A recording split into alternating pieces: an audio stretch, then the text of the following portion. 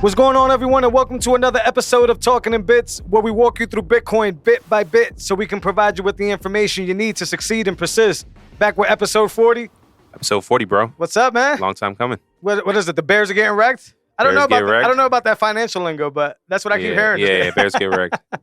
That's funny when I hear that Bulls stuff. mean the market's going up. Bears mean market's going down. So the Bears are getting wrecked. Bears get slaughtered. Yeah. I don't talk like that, but I laugh because some of the memes with like the Bears getting wrecked are hilarious. Yeah. They be having like one time it was the rock bottoming a bear and like, stuff like that. You know what I mean? Like Stone Cold Stunner on the bear. Best community around. Yeah, I'll take it. Yeah, that's funny. So, I think that things are going good. Your boy Stock to Flow seems to be okay. And I don't really care about that dimension, but the reason I bring it up is because everybody's happy. Yeah.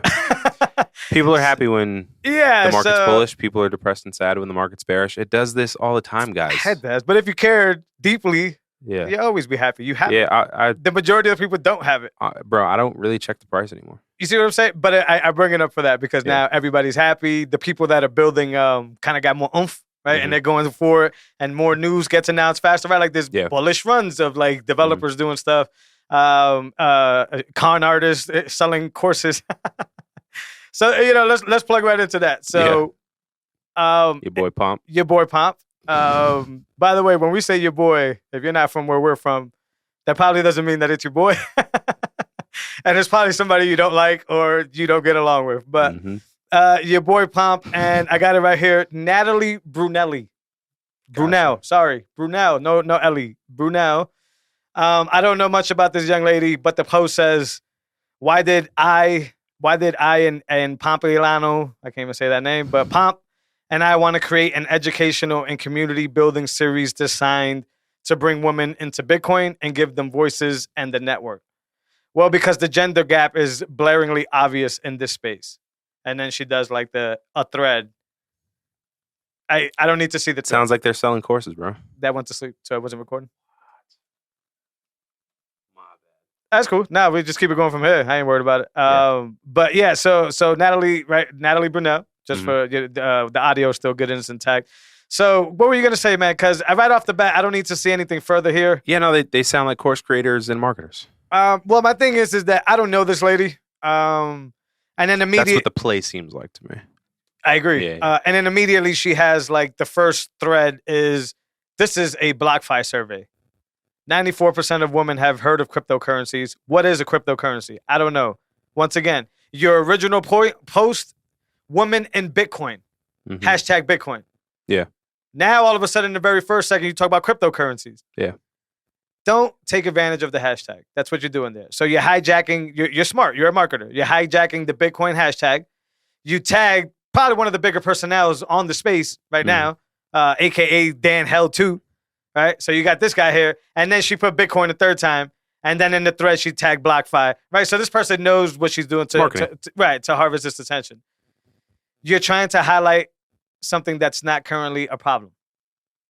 I've posted it publicly before. So in my day job, I work at Unchained Capital, and Justine Harper is that person that I'll tell you right off the bat does not need this and does not vouch for this and has a voice. And all these things that she just said don't apply to women. She's absolutely wrong. Yeah. And I'm not really worried. I can't really take the woman, neither can you, the woman angle on this, right? Because we're obviously not females. But my question to you before, when you got here is why is Pomp attached to this? He's a marketer. That's my thing. He's a BlockFi investor partner. But this is the guy that's saying that there's a margin gap in the bottom, which are all facts, by the way. I'm not saying those are not true. There's a 40% and all this stuff, and we need to be able to help. I mean, every time you come into the scene, you've either sold us some pizza or sold us some sneakers or sold us a product, a course, and you always ride Bitcoin and cryptocurrencies interchangeably. My man, like, I told you this before. I don't know if people know who Russell Brunson is. Great marketer. Probably one of the best in his time. Made millions and a lot of these marketers do the same thing. But he comes from that cloth, which is you're not this person in real life, but you do a really good job of blurring that line. Because if you blur that line, it's the hero. And when you're on the hero's journey, people want to be on that journey with you. And they'll buy whatever the hell you're shilling. It doesn't even matter. I'm from that class. I'm from that education. That's what I learned when I was doing marketing. I see through it, but it pains me when other people don't. Yeah. I think this is $850 for this course for women. I don't even want to ask what would happen if I, as a guy, want to do this. Save your money and buy the Bitcoin standard. See, yeah, Save I think it's more than that. $830, bro. I like the Bitcoin standard, but I'm going to be honest. I think we're getting distant from the Bitcoin standard. And that doesn't mean that it doesn't have its place. Everybody should read the Bitcoin standard. But that one is more like why money is important. Yeah. You see what I'm saying? So learn that because you have to. But go to the free stuff, man. There's so many people pouring their heart out in Bitcoin right now. Yeah. Like content-wise and article-wise. And that stuff is free. So although you should read the Bitcoin standard and a few other books. Yeah, so what's up? Typically when I say books, I'm thinking Audible, right? Because not everybody reads. Sure. But there's Guy Swan. Yeah, like that. yeah, absolutely. I would grab the physical. I don't know about you. You're right. Everybody learns different. But like having like notes, being able to mark off certain, because the Bitcoin standard is a complex. Yeah, it's crazy. It's a really in-depth book. So you want to take notes on here. But yeah, to catch up on the space, Bitcoin Audible. Like there's these free services that don't cost you this much money. Once again, I don't even know what the answer would be if, as a guy, if I was interested. Are you going to completely like exile me now and say, no, this is for women? Right? But yeah, you're basically creating a problem that doesn't exist. This is nasty. $850 is just ridiculous. Listen, go to, you can probably find like a $10 Udacity course or something anywhere that'll give you, or Udemy or any of those places that'll give you more than this will ever give you. Shame on Pomp. I'm not surprised because I know what type of individual he is, but man, if y'all following this individual, man, and if y'all paying attention and thinking that this dude is an influencer of the space, you're wrong. You're wrong. You got to pay attention to the signal, right? The Jack Mallers of the world, pretty much the developers, every developer in Bitcoin.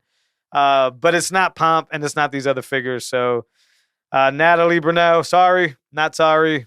I think she knew. I think there was I skimmed through this during the week. I think there was a few people that were like, what she was saying, like, well, I've gotten heat before, so this doesn't mean anything. And then later down the road, she was like, but why are people picking on me? And well, even females came out and said this is nasty. So don't take my word for it. You shouldn't. I'm not a female, and I'm sure there's a small piece of the population that may be interested in this. Yeah. But you don't have to be, and you can get a lot more. I think about like Lynn Alden, right? Like I think about these females that are actually holding the space down and have voices. What are you talking about? Yeah. Bitcoin is not excluding anybody. We know this. I mean, we got from like nation leaders down to like the brokest of plebs. Fair. And everybody, as far as I'm concerned, can say whatever the hell they want. Will you be right? Will you get, whatever? That's on you.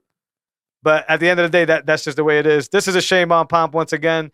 A lot of people ride him. A lot of people just respect his fiat making ability. Cool. I'm not one of those people. I don't care about your fiat making ability. And it's very naive. I've said this before in all arenas, to care about fiat enough anywhere in your life and then go around and say that fiat will die and all this stuff. That means that what you have built is going to die. Right. And conversely. And I don't think people realize that. And I hear people talk about that stuff. Very strange how they don't make that correlation. You're either in Bitcoin all the way or you're not. But you can't be both because it's contrary to one another. They're kind of like, we've talked about it. Currencies are in competition with each other. So he treads both sides. He's a smart fiat marketer. Maybe converts it into Bitcoin. Fantastic.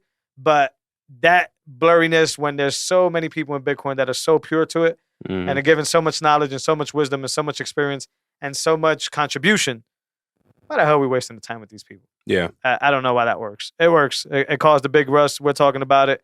And now we won't be talking about it. Yeah. I got another thing that I saw earlier, which was very interesting.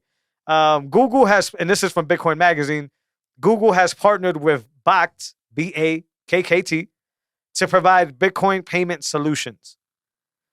And the first little... I could probably get paid in Bitcoin easier now. With KYC, I'm with sure. KYC, with sure. Google watching. You're right. And then Google does this. Google... I know that I've been a big Android guy for a while. What Google does is this. They rock with the company and then they say, Google doesn't collect your information because that company operates in itself. And then they buy the company. Yep. And then they got it. And then... You're absolutely right, my man. The potential... And it pains me to say that. And that's why you don't want to do this. But It says... I didn't read into this, but... The potential reach of this partnership is perhaps the most notable aspect for the Bitcoin network. which has enjoyed a surge in corporate and institutional interest over the past years. They know what's going on. I think they've known for a while. Somebody said, "Oh my derp." But then look at how this article starts. And I know the person listening is gonna be like, "Dude, Bitcoin is a cryptocurrency." It's not, and I'll give you many reasons why. But anyways, just look at this first line. Today backed a Bitcoin and crypto marketplace. That's like, why am I interested in this? When you got like native companies that are doing a lot of stuff, right? Like Google could have partnered with this could be a bad mix and completely different, but River Financial. Yeah. I think River Financial is a well-run company, and I'm not even a client. That's how well-run I think they are. I think they are like, I read their blogs often. They talk about Taproot. They already incorporated Lightning into their wallets. They're a financial company, and they're doing very well. So I can Google them and partner with that. Cryptocurrencies. Every time I hear that or anything like that, I think about, cash grab. Got it. This is another case of that. But yeah, Fitbit, Nest, the car driving company, I forgot who that was. I remember that. Yeah, you name them all. Yeah. They're going to tell you that don't trust us, trust them, because they're dope and we invested in them. And then they go buy them. And then they got the alphabet. So they could just line up a letter and make that a different company and say, this is letter whatever. So Google doesn't pay taxes on that company. Alphabet, the entity. Yo, crazier than that. It's genius. On that same thing, we were watching the LuLaRoe documentary. LuLaRoe, the clothing wear? Yeah. Okay. And so all the lawsuits came in, right? Because it's multi-level marketing. Yeah. And the dude created 30 LLCs to hide all his assets. And it worked. And then you hide behind LLCs and it works. These are just smart Google people, man. Yeah. These are just smart people. But Google, I guess it's suddenly, right? Like you knew they were going to come and play. I see Amazon coming anytime soon. Anybody that's smart knows that they can capitalize right now because there's obviously a big enough market for you to use those key terms like Bitcoin and custody and these things and have people go to you, especially like you said. Convenience, man. They turn the switch on their phones, man. Right. But what are we doing here? I think when they enable that, Apple and Android, Google, we'll see 5-10 trillion market cap, which is 5x, 10x from here, man. That's because everybody's gonna have it in their hands and they'll make it simple. But that's when you and I and people like us are gonna have to work extremely hard overtime. Yeah. Like this is where the education comes in. Absolutely. This is where you don't do what the fiat taught you to do. Speaking of which, let's just play a scenario here. My buddy has $1,500. He wants to buy Bitcoin. Where do you send him? Strike. That's exactly what I said. Technical buddy or non-technical? Probably in the middle. Hodl. Bisq, if you can figure it out. I think Bisq is a little confusing because I think it has to like run actively. But I don't think it'll be too hard because I've learned while whirlpooling that active doesn't necessarily mean difficult. It just means consistent electricity. Yeah. Like you have to like support it, but it's not hard to do. So that or like I told you before you got here, I'm not gonna go deep into the setup, but find a way to go strike just because the fees are so low, and then be able to get that to your cold storage without it being tied to you. However you get there, well, that's a personal conversation or that's a consultation if that's what people do. But to me, it's that easy. You find a way to coin join whatever implementation you can get your hands on. You find a way to get that to your cold storage. And then when it comes to cold storage, I recommend everybody multi-sig. It just makes a ton of sense to not have one point of failure and have multiple points of failure. When it comes to the mixing part, that's up to you. Whirlpool, CoinJoin, Join Market. There's so many different variations of them. It's just which one has more liquidity and which one can you jump into, and which one has the features to be able to get this to your cold storage while staying anonymous. So if your buddy's willing to do the due diligence in the background, like to get to that step to cold storage, I would just go strike. Because who cares if they KYC you? Right? If you do it the right way, where is it? Where is it? I lost it. I had it on this damn USB and the USB's gone. And that's all I can say. I don't know. We this podcast kind of tailors to we don't want to blow people out of the water with information. Yeah. But it's also a whole side of Bitcoin that you need to explore. If you're listening, we don't do it justice here because there's so much of it. And the only way you can really get it is when you start asking yourself that next question. Well, I did this. What next? Well, I did this. but I don't feel comfortable. How can I feel more comfortable?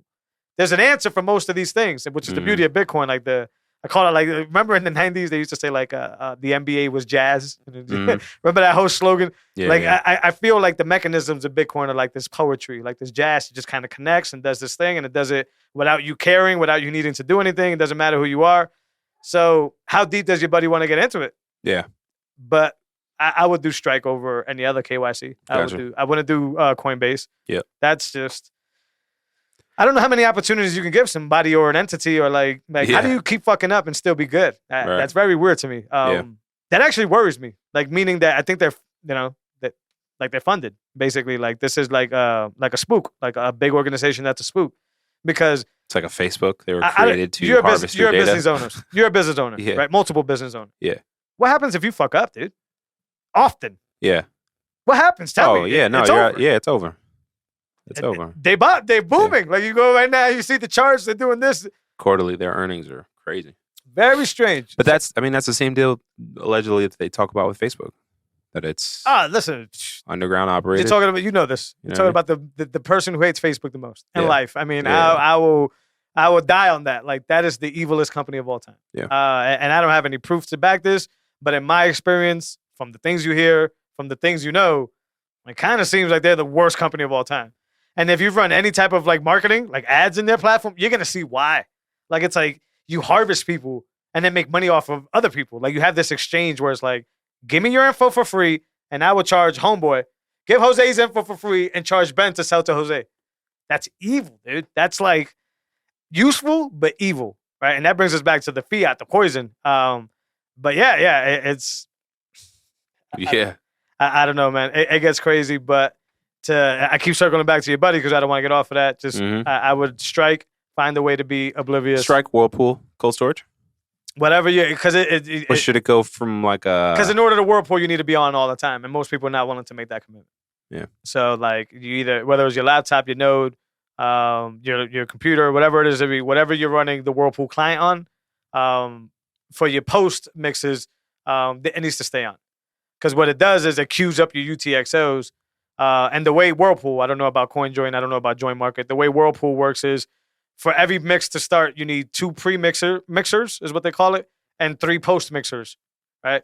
Post mixers are UTXOs that you've already mixed that are waiting, and then pre mixers are new liquidity to the pool.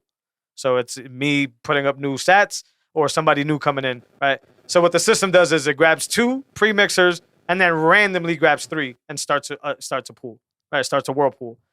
In order for you to be able to get your UTXOs to be pulled randomly, you have to be connected at all times. So your buddy may be like, heck no. Like, I'm not going to have this thing. And that's a different story. I don't know how CoinJoin works. I don't know if CoinJoin is just one of those things where you kind of just leave it like a broadcast and you can just walk away from it and it just spits out some UTXOs back. But yeah, that's your buddy's due diligence. Yeah. If not, he's going to have to deal with just KYC, and whenever the IRS comes around, just being honest and saying, hey, I got this amount, and just hope that what they're willing to take or what their penalties are, Bitcoin that far outweighs it in price, and like, whatever. Right. So comply, I guess is the easiest way to say it there. But there's ways not to comply, and it's obvious. Go down Bitcoin Twitter, and you'll see a lot of people much better than me that'll give you some security ops things to do, steps to take. You should never take anybody's advice as full. You should always do your own due diligence. But some people will spark your interest. Some people will bring you down, and the developers are crushing it right now. Shout out to Craig Raw. I've been using Sparrow since last week, a little bit before last week. Love it. It's done everything I've needed it to do. Like, I mean, I wonder if I could, let's try it. Yes. Yes. Like, dope. It's just hitting all these things. I was able to go into the Sparrow Telegram group, talk to Craig personally, which I always love, from the exercise world. That's what I loved about Jim Stepani, right? It's like that connection to people that make stuff that you're able to ask questions and not waste their time. He answered a bunch of questions for me. He helped me get a lot of things figured out. And I love Sparrow. I think Whirlpool is really dope. Just like I'm used to slush pool volatility. So, Whirlpool with less on the line, it's sort of like that. You could go a whole day and not get a mix. But then you could go a few hours and get 3 or 4 or 5 mixes or whatever, right? And then Craig allowed this feature that is called Mix Out. And what Mix Out does is it's really cool because one would think this, like, all right, the point is to make your UTXOs anonymous and not have a history attached to them, right? So think about this. If I go from my post-mix wallet and I send it to my cold storage, well, where did that come from? That came from my right? That doxes my post-mix wallet, right? So what? And I could be getting this wrong, but what Craig was able to do with Sparrow is do a mix-out feature. So a mix-out feature is hey, leave your cold storage wallet awake, meaning like it's a tab, like leave it next to running at the same time. And what Sparrow is going to be able to do is after a certain amount of mixes that you can set, I set it to 5. After a certain amount of mixes, it's going to automatically create a Stonewall transaction, which is a small coin join, and send it to a random address in your cold storage. That's why the wallet needs to be open, because it can't send it to the same UTXO, because then it'll dox you, right? So super cool to not have to do this in like a manual way, like not have to say, damn it, I need to make sure I give it a new address, because if not, it's going to split these, right? To be able to just say, this is the cold storage, the multi-sig, whatever it is that you got, and I want it to mix this amount of times, go, right? And then send it anonymously over there, because I don't want to be doxxed. That's the whole damn point of this thing. I think that's super cool. I don't know what Samurai has on their wallet and all that stuff, but when speaking from what Craig has done with Sparrow, and that's just the Whirlpool part of it, like the implementation part of it, being able to pull up like any type of wallet. I mean, this thing has ability for air-gapped wallets, BIP39 wallets. Like, I mean, every single thing. It looks really clean. I'm a big fan. If I have one gripe, is that I don't like my wallet to be connected online. So having a software wallet by nature, a lot of people would say that's a bad idea. You know, this is an internet device, it's connected, blah, blah. My Sparrow wallet, as soon as it turns on, and even before I was able to start it, allowed me to connect over my Tor to my node. My wallet, as far as I know, in the front, has never seen public internet. I'm not like technical, I can't see whatever. I think Sparrow and a few other wallets have done this. When they do the startup, they say, hey, before you go forward, before we connect to anything, do you want to do it manually and put your own things, or do you want to publicly collect to an Electrum server or something? I feel safe with it. I don't like, that's the only part. I wish it was like a hardware thing, but to get all this usability, to get Whirlpool, to get Mix Out, to get all the updates that are to come. He added an update to actually manually keep your system awake.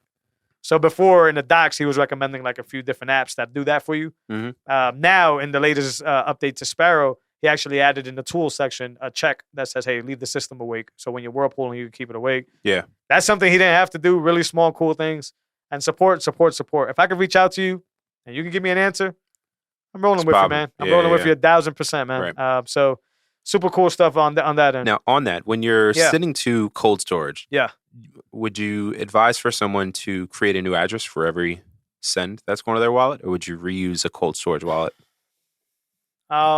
address? When it comes to spend, I don't think it matters. My answer off the head will probably be, if you have a multi-sig, it might be okay to send to that one address until you spend, right? Because then spend is going to give you a different address anyways. If you want to, I see what you're saying. It's good on the way in, but when you're ready to go out, go use a different one. Yeah, it's good on the way in to a certain extent. The problem with this is that I would get a new address every time. I really would. And if you pay attention to like the like let's say the client facing apps like Cash App, every time you hit that deposit address, it's a different address. If you're paying attention, I think it's good practice to you can only see this when you see it in like Sparrow or other wallets like this, but you have an infinite list of addresses, right? And then the thing about it is that you got to think when you see it in a wallet like this, you think about like when parents used to have to do like a checkbook, right? You would write like Renner Center, $800, right? Yeah. Whatever, right? That's a UTXO. So in the check example is I have to pay this, but in the Bitcoin example is this UTXO, this address right here has this much Bitcoin inside of it to spend out. Now, when I say it doesn't matter when it goes to spend, this is because your wallet, depending on who you're spending with, is going to aggregate UTXOs differently. Some wallets let you do coin selection, which is I want this one, I want this one, I want this one, and I want to spend those. Sparrow does that. A few other wallets does that. For the most part, though, a lot of these companies just say, grab a bunch of these and just stuff them together, right? And that's a bad idea because you may want to save that, 0.1 UTXO, and now you're going to have to spend it to spend the 0.5. Right? These things like that. If you're new, deposit into one address until you're willing to spend from it.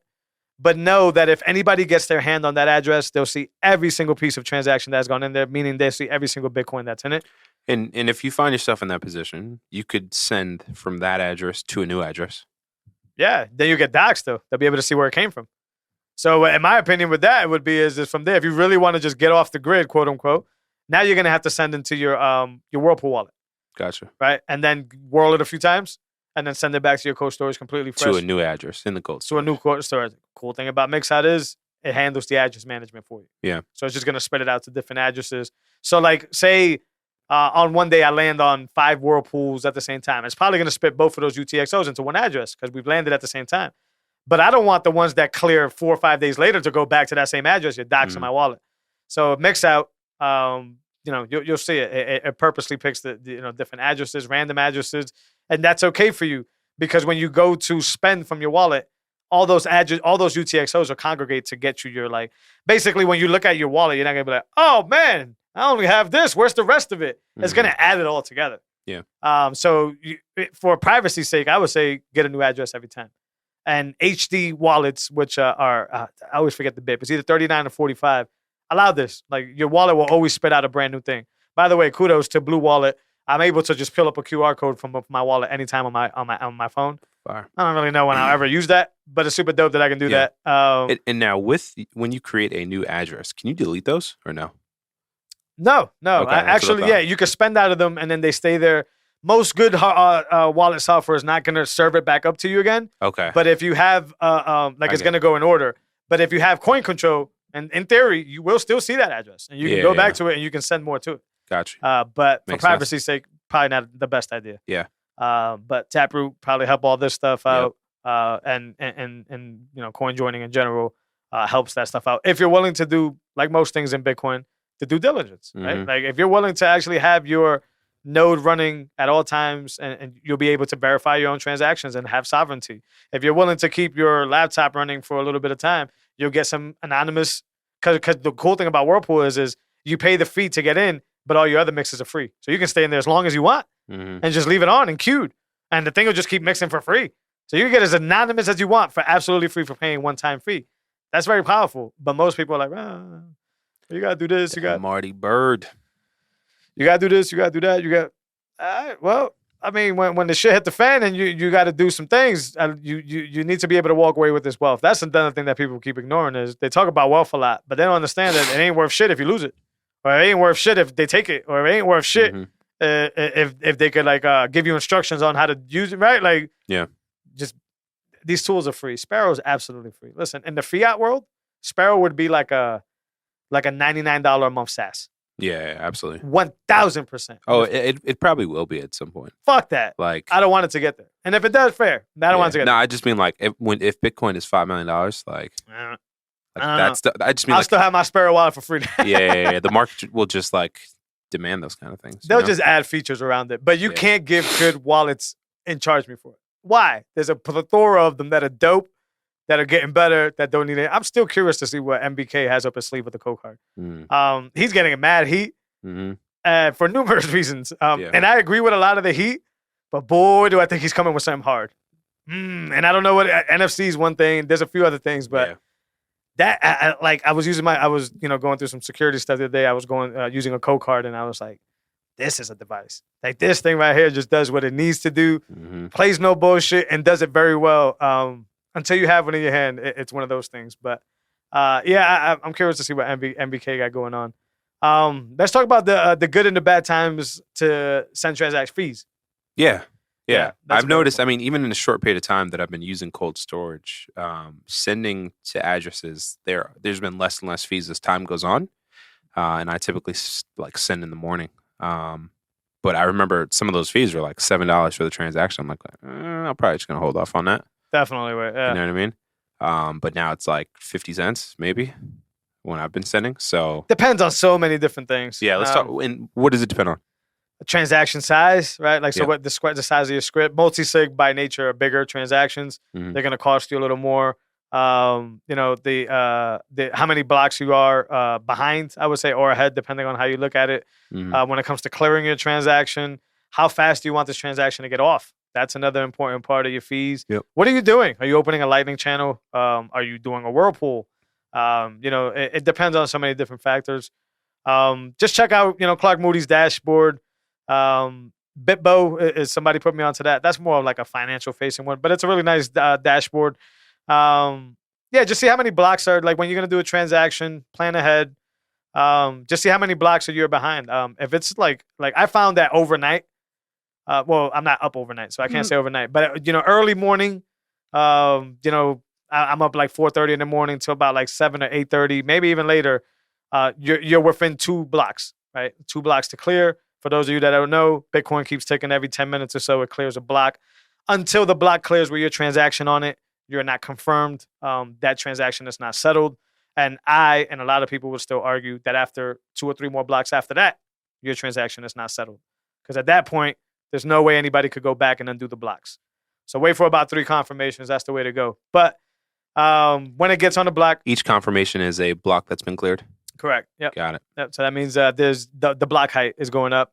That means your transaction is pretty much set in stone more and more. So the theory is that if you wait for one transaction, you could run into this scenario where the nodes are kind of like deciding between 2 chains. That happens more often than people think. Mm-hmm. So like 2 miners will find the block at the same time or something close to that. And it takes time for the information to propagate the network. So for a while there, where one block, you may be seeing a different chain than the other, the ones that haven't got to you yet are seeing, right? So that's okay. But if you were to like try to like settle and be like, oh, we're good, I'll never see you again, anything that requires a settlement, and then your node picks up the actual longest proof of work chain, which is what the default is, always follow the chain with the most work attached to it. I believe were Satoshi's words. But then you settled, you don't see that person anymore, and 3 blocks down the road when you get to the real chain, that transaction never happened, right? Like that's a problem. Mm-hmm. So that's a rule of thumb. Wait till about 3, and then the theory is that because the hash of a bottom of the hash that the miner finds for a block is tied to the beginning header of the next block, there's no way somebody would need like a imperial attack to be able to undo the work 3 blocks behind and then catch up. Because not only do you have to undo the work and start working on that block that you want to change, but then you got to find enough proof of work to get the next block and the next block and the next block before anybody finds out. And by that point, everybody's already onto you. You're going to get booted from the network, or you're just going to get ignored. And the nodes are already defaulted to, look out for the blockchain, time chain, Satoshi's words, with the most proof of work attached to it. That's the giveaway. Like if ever there's a confliction with your node, it's always going to go with the one that has the most proof of work attached. And the miners help with all that, blah, blah, blah, any of that. But 1 or 2 blocks is when you're going to get really low fees because you don't have to wait. So in theory, if it does it every 10 minutes or so, in theory, your transaction is going to go off in the next 20 minutes. And since there's no long list, you could drop your fees really low. Most good wallet softwares let you do that. And you could drop it to like 1 sat fee and pay very low. Yep. And it's going to get approved. Yeah. The problem is that when it's really backed up, you're going to pay more fees naturally because if your fees are too low, you'll just get forgotten. Like the transaction will sit there. Yeah, you're not prioritized. For a very long time until the block's clear. If you're cool with waiting, go for it. I've done that before. I've waited a week. I think close to 2, but that's crazy. I'm going to say like a week for a transaction to cover. It won't get forgotten about. It just won't get prioritized. Yeah. So, a good time to open up Lightning channels. Kind of on that same note, speaking about nodes, speaking about nodes, I saw a thread that was talking about how many nodes would it take to overrun consensus, particularly the 21 million coin consensus. I don't know. I don't know the answer to that. There was a lot of back and forth in that thread, but I saw that. And I still think it would require the miners to cooperate too. Right? Yeah. What I'm going to get to this is actually heard Parker Lewis say this. But Parker Lewis is big on his line is, and he's right, is if Bitcoin can, and I'm butchering this, paraphrasing, if Bitcoin could keep a 21 million supply cap, it will be the global reserve currency. No doubt about it. The other part that may answer that question for you is this. The reason that 21 million supply cap is verifiable, and we know this, 2 reasons. Software reason, go check the code. It's there. You can run a script, you can run a line. It's going to tell you the supply cap, etc. You could do the halving breakdown, and it's going to lead you to the same number. That's one.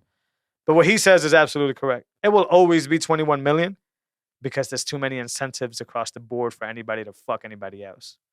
We all want it to be 21 million. We all believe it's 21 million, meaning that we're pouring our wealth believing that. It's going to take a fucking huge event and a lot of artists or a lot of parties to be able to get that supply cap changed. I don't think it would ever happen. Yeah. I think the miners are betting on that being the case. I think the node operators are betting that on being the case.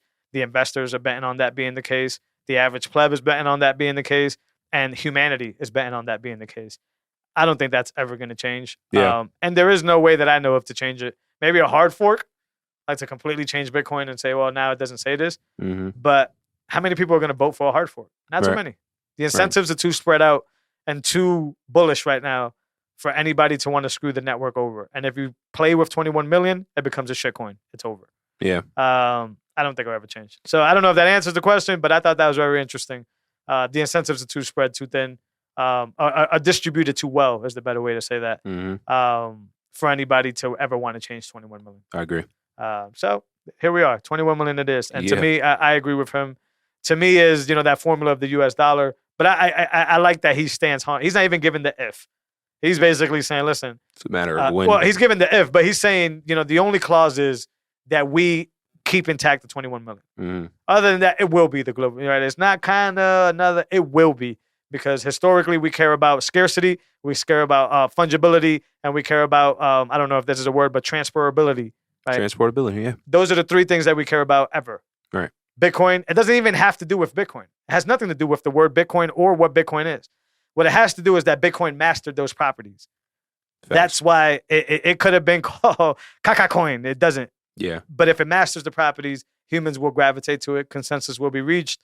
And once consensus is reached, we see what's happening now. The world begins to heal. I've been seeing it. This is completely jumping off the topic, but I've been seeing a lot of these like riots happening in like Rome and Italy and places like that. And it's like, it's healing, man. The world is healing, man. People are just noticing that enough is enough. And although I'm sure the powers that be may feel like they have their finger on humanity, right, because of this whole COVID shit and all that, I think it's backfiring. I think it's backfiring hard body. I mean, who's the front-facing person to ask? You'll never know if it's backfiring or not. They'll find another way to fuck us all over, I guess, like they always do. But in my opinion, it's backfiring. I mean, when you hear 50 lawsuits going into Newsom in California from firefighters that don't want vaccination, this is the people waking up. This is no longer just the person that works the 9 to 5 that's forced to do things. This is a firefighter. Over 1,000 Southwest flights rescheduled. Beautiful thing. And none of the other airline companies even bothered to touch it. Yeah. Once Southwest did, the people are coming. So I think it's backfiring really bad.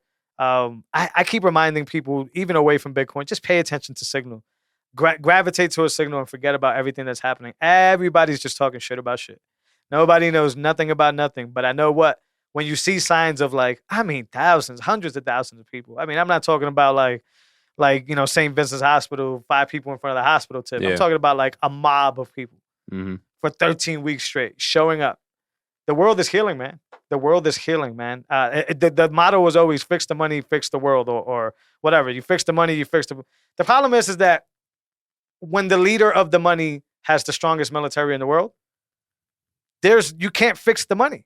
There's no way to fix it. We found it. We found what it is. And they can hate it. They can fight it. They will. They may not. They may be lenient about it. Whatever it is they're going to do. The problem is that they found it and they fucked up. They let us find out what it is. Consensus is reached. They either play nice or they get wiped out. It's very easy. I'm not worried about I know you were just sending me for like an FYI, but cryptocurrencies, Biden. What is a crypto? Because if we're talking about Bitcoin, I just gave you 25 minutes of why they can't do shit about shit. All right. Go talk to Vitalik. Go censor Ethereum dollars and stable coins and $600 transactions and all. Listen, I'm going to Marty Bird my thing and I'm going to send it away for life. This thing, you're never going to see it again. The cool part about this thing that you'll never see again is I could get some cuck bucks for it if I want to. That's the really cool part about it. Yeah. So even while I'm here, presently, you can't fuck me. Because I'll get the cuck bucks when I want them, when I don't want them. That was a conversation I was having with friends. I was telling the story of, the family who leaves a communistic country and they can only bring $100 and how Bitcoin crosses borders and it's permissionless and it's, you know what I mean? And, yeah, it's easily accessible from a Bitcoin ATM, whether you're in El Salvador or whether you're here. Yeah. And it's people just waking up. I don't know if this even matters, but Venezuela's airport is going to start accepting Bitcoin. There we go. Brazil with the water shit, the waterfalls or whatever. Right. Listen, the people have finally found a way to escape what they couldn't escape before. Yeah. Now it's going to take some time for people to start being aware and people to catch on. Which is if you're a listener of this show or a Bitcoiner in general, you're so far ahead. Yeah. Can you imagine an internet podcast in 1991, 95? Like what? Yeah, exactly. So we're so far ahead. So we finally found the fix, and the world is just curing itself. And I think conversely, at the same time, the powers that be with this whole stunt they try to pull with COVID, in my opinion, of course, it's just backfiring. I think it just led people to be like, People get pushed to a certain point, and they figure it out. In Australia, they're showing up to your door with printouts saying, "This is you on social media, yeah, bro." Until I get my Tor Onion address up, and I'm like, "Who the fuck is that?" I have no idea who that is. This is the problem. They can't do shit about shit. All they could do is enforce. Right? All they could do is kick your door down. All they could do is these things. I could get guns too, right? Like I could do these things too, right? So it's only as much as you're willing to empower. Like I'm willing to leave peacefully. Like I have my whole life, peacefully in cohesiveness with a government. That's not the problem. It's the overstepping the boundaries that starts to become the problem. Now it's like, look, you have a history of this. And the thing that I was actually telling my wife is that like the problem with all of these individuals is that you have no track record of giving a fuck about anybody. And now you want us to go off the strength that you give a fuck about everybody. This is the thing, the easy thing that they're missing here. It's not complicated. You know, I could go deep down the rabbit hole and how they're spying on it. No. It's very, very, very fucking easy. Yeah. You don't care. But now your whole campaign is built off the strength that we care about other people. You have no track record of this. I have nothing, no proof of work. I have nothing to vouch for, to believe in you for. Mm-hmm. That's not my fault. I'm a rational human being. That's your fault. Yeah. So excuse me if I just try to go that way. Yeah. And listen, you can suck in as many people as you want. I'm going to go this way because something's weird is what y'all doing. That's all it is to me. Like we have conversations and I have with peers. It gets crazy. You could go all the way down to the lizard people. It gets nuts. I don't care about none of that because there's so much we don't know. Mm-hmm. What I care about is the obvious, what's in front of me, what's presented to me. And it's that situation where it's like, you know, you're not even giving me any rationale decisions here. You just want me to say, hey, man, believe me, I got your best interests in mind. Mm-hmm. But you don't have a track record to hit me with that. Like, so I could be like, oh, yeah, I remember that one time, though. You did that get one my time back. in the Tuskegee experiments.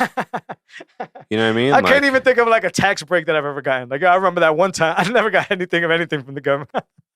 I've never gotten anything about anything, but they want you to. So, hey, I'm going to be quiet, right? Well, as vocal as I can be, but I'm just going to do my thing. Like, I'm not trying to like, y'all can sucker as many people as you want. I ain't trying to like rip down your marketing tactic. But I'm gonna tell you what, every opportunity that I get, I'm gonna show people the way out. I'm gonna show people the way that every single time they put their cuck bucks in and get some sats, they're opting out.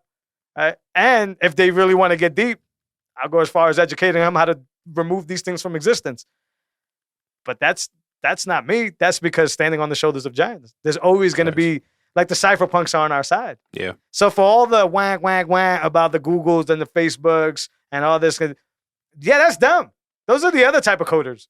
We got cypherpunks on our side. And we win every time because those dudes are always developing for freedom. They're not developing because the boss tells them. They're not developing because of money. They're developing for freedom. And as long as Bitcoin and development stays open sourced, there's always going to be those freedom fighters that go unnoticed, right? That are allowing people like you and I be able to talk shit. Yeah, right? All this Whirlpool shit I'm talking. That's people that are working under the hood. And here Jose is talking shit. Creating that code. Yeah, man. But it's my job now I say talking shit, but it's my job now to educate the masses on how to use these tools. These tools were given to us for a reason. And if I can do that, great. If I can't, I'll try doing that because this is the fight. Lucky to be alive in a time when Bitcoin exists. Lucky to be alive. Think about how many people don't make it daily, and think about the people that are either too old or too young right now. Just missed it. Just like the internet. Just missed it. I ain't missing this one. Doesn't sound like you're missing this one. Mm-hmm. If you're listening to the show week in and week out, you're definitely not missing this one. This is our last chance. There's no other alternative. We've mastered the properties of value exchange across the world. What's next? Yeah. What's next? I don't know. What gets built on top of this? Yeah. You know? True, but the foundation still has to be strong. No, absolutely. Absolutely. But Yeah. the foundation is so strong that like innovation, I feel like, can be taken so far. Yeah. For the good of the people. You know what I mean? It depends. Words like that scare me, man. I hate when people say stuff like that. But yeah, if it pushes Bitcoin forward, I'm all for it to listening to it. I don't know what's coming next. I think it has to do a lot with media. I think that like not only the podcast 2.0 stuff, but just more like videos. Like I think it's gonna get more into like a cohesive experience, Napster. Maybe like an attachment to your browser, right? Like something that like will easily communicate with your wallet. It's gonna get like that. And then that'll just connect to every transaction. A lot of things. You know, I was gonna bring this up last episode. Somebody brought up a valid point. Why you know how you do these like reCAPTCHA things? Lightning will be the ultimate verifier. Why can't I just send one set to verify that I'm a real person? Boom. Problem solved. Password generators solved all day. And then could they make a spam bot with a wallet? What? Well, what I mean is that the same way you have to cryptographically sign for a transaction to say it's you, and you're the only one that can sign. Hence, you're the only one with the device or the keys. Yeah. Same thing. Yeah. If I'm signing this a certain way, I don't know the logistics of Lightning, so I don't know how you sign. Yeah. But if I'm signing this with my private key, you have no other choice but to understand that I am this person. Yeah. So it's just how they do that. I don't know. But I saw somebody bring that up last time, and I'm like, this could work. Yeah. Yeah. You could get rid of passwords forever. Yeah, and then I mean, even on the just kind of related, but on Reddit, like on certain forums, you can't respond on the thread unless you have enough clout, like unless you have enough like, recognition. Yeah. So we'll see that stuff. Yeah. So I think it's gonna be those type of layers. See what that turns into. I don't know. I haven't thought far. I'm so engrossed and infatuated with the base layer still. Yeah. And I do love me some Lightning, and I have worked with Lightning and stuff, but I'm still so infatuated with what we can do with UTXOs and transactions, and that I'm still there. But yeah, layer 3, I've heard some peeps about it. Media. I've heard songs get sent over Lightning, like literally songs. So. Yeah, it could be one of these things where I hate to use the name, but it's the most popular name, like a Spotify of the world, basically lets you like buy a song and it like streams over Lightning or something like that. So many different uses, but sky's the limit. And if you can do it privately and you can do it anonymously, there's nothing they can do. Yeah. So don't do what the Fiat told you to do. Just do the honest thing, because Bitcoin is going to allow you to do that. You don't need to be shady. You don't need to be stabbing people in the back. You don't need to do any of this stuff. Because it'll be true. You know, Bitcoin is true, Fiat is not. But interesting stuff happening here. Yeah, man. bro. Yeah, man. We keep tagging on to this chain, man. This is episode 40. 40, bro. Keep it pushing, man. Yes, it's sir. looking better and better every time. Listeners, we appreciate you all the time. We try to keep this information as current as possible. Let us know how you feel about the links being put in there. I've been putting them in the show notes. Maybe you can get to this stuff faster so you can see what we're talking about. If you have any ideas that you want to talk about in the show, if you want to give any shout outs in the show, please reach out to us. If you're watching us on YouTube, hit the subscribe button, the bell. That's going to let you know whenever new episodes air. Conversely, you do the same thing on all your favorite podcast platforms, whether it's Spotify, Apple Music, Google Podcasts, whatever the heck it may be. Hit the subscribe button. Leave us a comment. It helps us get higher on the algorithm. Just because we're forward thinking, this podcast is a Podcast 2.0 powered podcast. If you're listening on all your favorite podcast platforms that allows you to stream some sets, send us a tip, send us a boost. Send us whatever it is you think this value is worth. We appreciate you for that. Good, sir? Yes, sir. Episode 40. Good We'll catch you guys next week. Peace. Later.